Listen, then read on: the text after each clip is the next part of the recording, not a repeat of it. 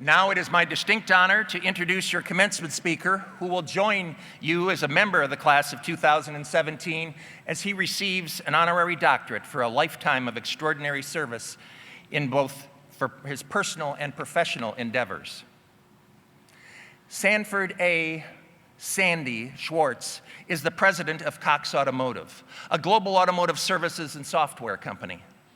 Under his leadership, Cox Automotive has assembled and integrated a family of brands that together makes car dealers more successful and car buyers more satisfied. Sandy's career at Cox spans 3 decades, and he has led both the Cox Media Group and Cox Automotive, the large subsidiaries of the family-owned Cox Enterprises. He's helped build an unrivaled portfolio by nurturing organic growth and integrating software startups and orchestrating the largest acquisition in Cox Enterprises' 100-year history. And along the way, Sandy has fostered a family-first ethic and an open, honest culture that ranks Cox Automotive among the best places to work in America.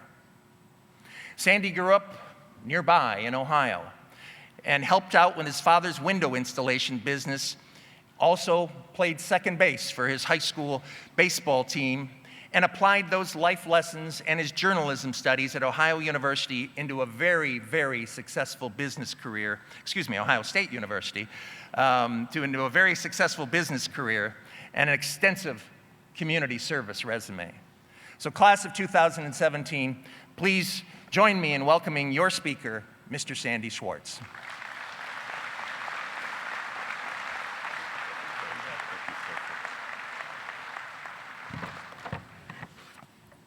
Good morning, everyone. It is an absolute pleasure, just a pleasure, to be here today. It's been a while since my last visit to campus. Some of the names have changed. Back then, if you'll believe this, people were still referring to Frick's as Johnson's Restaurant. Bet a lot of you didn't know that. And I was here to meet the baseball coach about playing second base for what was then Northwood Institute. That's right, Northwood Institute, not Northwood University. Even though I didn't end up here, I've come to know Northwood very, very well during my time in the automotive industry. I've been so excited for this morning about coming back to speak to you for quite a while, and I'm glad that today I don't have to field any ground balls at second base. I'm excited for a few reasons. First of all, it's just a great honor to be here with you, President Preddy, all of the deans, administrators, professors, and most of all with you, the class of 2017, and with your families. Second, I get a chance to share some thoughts that really might help you as you become business leaders and entrepreneurs and activists and neighbors and moms and dads and everything else that you have ahead of you in your life. Third, and maybe most fun, something I might say today could end up on Twitter. That seems to be the measure of success these days, whether you're running a company or you're running a country. One of the pieces of advice I got for this talk was to make it tweetable. I'm not even sure what that standard is anymore. And by the way, this is not an invitation to get your phone out and start tweeting. Save that for someone else when they're up here. But here it goes. My entire speech this morning in a tweet. Are you ready? Don't get stuck on labels. Don't let them stick to you. Hashtag labels, hashtag advice, hashtag graduation.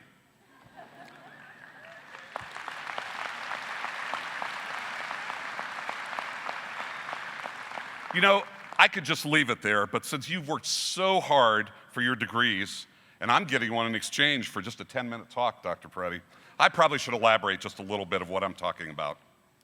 I know that Northwood is different than many other universities. The deep bonds here between students and professors, a lot different than the state university that I attended. The emphasis on business and real-world experience, a lot different than the academic ivory tower. The collaborative work on the auto show, the style show, a lot different than just about everywhere. And of course, the super talented athletes, a lot better than Saginaw Valley. All right. Now, you need to know that Northwood is held in very high regard where I work and throughout the automotive industry.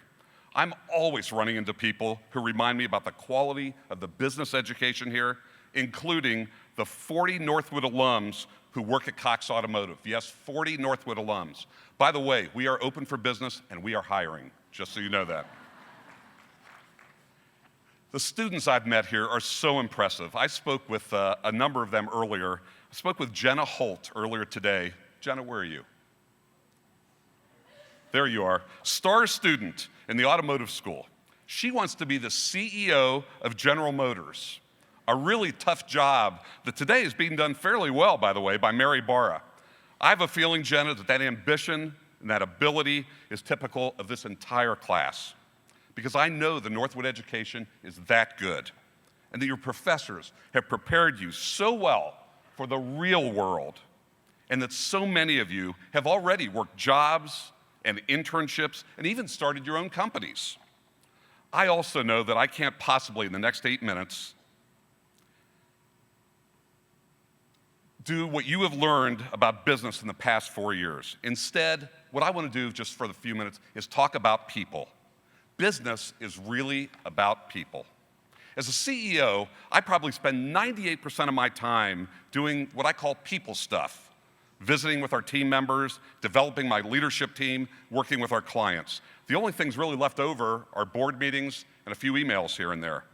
What I've learned through all of this people stuff is that labels are dangerous. I heard a wise person say labels are for canned foods. I suppose those labels might be helpful. If you wanted to get some diced peaches and you opened up a can and it was tomato soup, that wouldn't be very good. But when you apply it to people, labels are just lazy and limiting and likely demeaning. Researchers have been studying the impact of labels and labeling for almost 100 years, and most of them agree on something called the labeling theory, which basically says that words or names we use to describe people can end up changing their behavior or their identity, and that labels and stereotypes are self-fulfilling. Consider this example. A third-grade teacher is told that one of the students in the class is gifted and talented. The teacher's perception of that student's ability leads to special treatment, which leads to that student getting better grades, which fulfills the notion that he or she is gifted. You can imagine that same story, how it would unfold if that label was special needs attached to that child. So my advice is threefold this morning. Don't let labels be you. Don't let yourself label others. And don't let your generation be labeled. Let me talk about each briefly. If you took one of Professor Moot's philosophy courses, you probably heard of Soren Kierkegaard. He said, "Once you label me, you negate me." Myself, as a son of two immigrants, I'm very cognizant of the ways labels can be used to marginalize or negate people. And I'm pleased to say that a portion of my career success can be attributed to avoiding labels. So my career, as you think about yours, well, I started out as a journalist, a sports reporter. I loved it, and I still love and I still enjoy debating grammar usage and needling some of my colleagues about AP style. But I never allowed my career to be labeled by just one thing. I never allowed myself to be pigeonholed, nor will you. As a result, I've had nearly 20 jobs in 30 plus years. Now, can you imagine anyone letting an ink-stained sports writer run an $8 billion automotive company? What were they thinking? Don't get negated by labels. Be who you want to be and be who you think you can be. If you took world literature too, you might have read Toni Morrison's books, Beloved. She writes that definitions belong to the definers, not the defined. If you are defining other people, you're probably wrong or you're missing something. This applies for clients, coworkers. It applies up the chain of command and down the chain of command.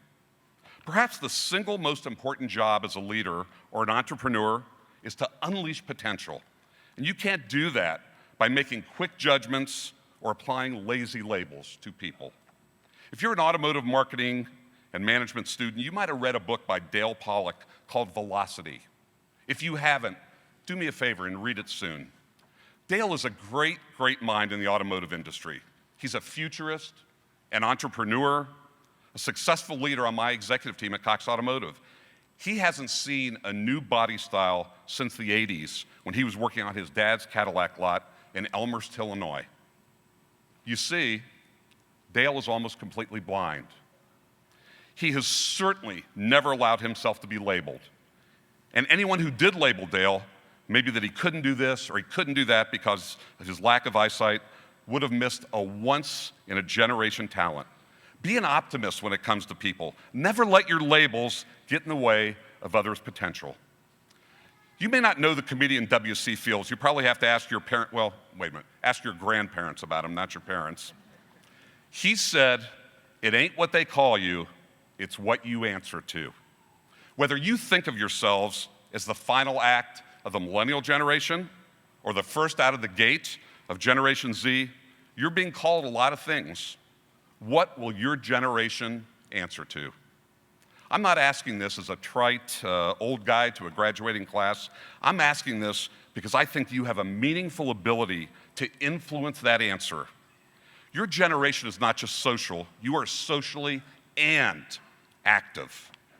Socially aware and active. You're not just the data plan generation, you're using data to make better decisions.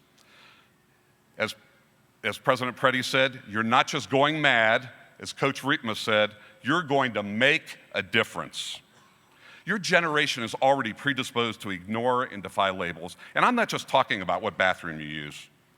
I think you have a chance to be the first post-racial generation, the generation that breaks through the glass ceiling. Right, Jenna? Breaking through the glass ceiling. The generation that spawns new political parties. The generation that solves rather than stigmatizes mental health. The generation that deconstructs labels like Islamic, autistic, middle class, or disabled. I'm not going to say that this is the most challenging time in our history. And I'm not going to say that we need you now more than ever. But we really, really do need you. We need you to defy being negated. We need you to avoid being definers. We need you to answer to the anti-label generation. But first, as I close, there is one label that is appropriate for all of you, and I'm really pleased to slap it on each and every one of you. Your label, the Northwood graduating class of 2017. Congratulations. It's well-earned, and it'll be your passport to the business and beyond in your lifetime. Thank you so much for having me this morning.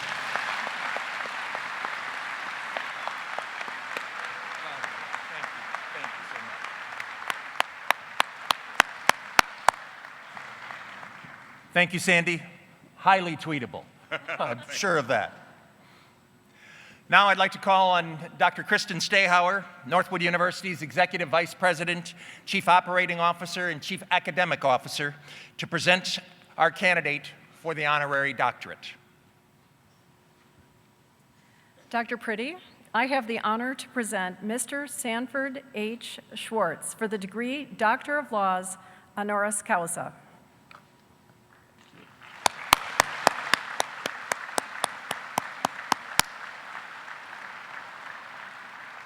While they're hooding Dr. Schwartz, let me read to you the citation that we have for him. Northwood University is pleased to vest its highest honor on the occasion of its graduation ceremony on May 6, 2017, to Sanford H. Schwartz. Because growing up in Columbus, Ohio, you learned the importance of family, perseverance, and the American dream from your parents who, as survivors of the Holocaust, instilled in you their values and beliefs. And because as a youngster, you developed a deep and abiding love of sports, which carried you through your high school and college years and led to an opportunity for you to be coached and mentored by a junior high school English teacher who encouraged you to write for your local school newspaper. And because carrying that love of writing with you through your college years at Ohio State University, you began your writing career at the Columbus Citizen-Journal as a score taker and progressed to sports editor, after which you and your wife, Sue, moved to Phoenix, Arizona with your two small children and began your career in 1985 with Cox Newspapers. And because in 2011, you became the president of Manheim, where under your leadership, You acquired Dealer Services Corporation and merged it with Manheim Financial Services to form NextGear Capital Incorporated to provide commercial financing for wholesalers. And during the more than 31-year career with Cox, you've held positions of increasing responsibility, beginning with Cox Newspapers, Cox Enterprises, Cox Arizona Publishing, Cox Media Group, and now you lead Cox Automotive, which includes Manheim, North America, Autotrader, Kelley Blue Book, and a host of other very, very strong entities in the automobile sector. And because you've served your community as the past chairman of the board of the Metropolitan Atlanta chapter of the American Red Cross, and as a board member of the supervisory board of Agora, a Polish media company, and because you and your wife Sue cherish your children and grandchildren and serve as role models and civic stewards for the youth of our great country. Therefore, on behalf of the Board of Trustees of Northwood University, you are vested with the degree Doctor of Laws, honoris causa. Congratulations, Dr. Schwartz.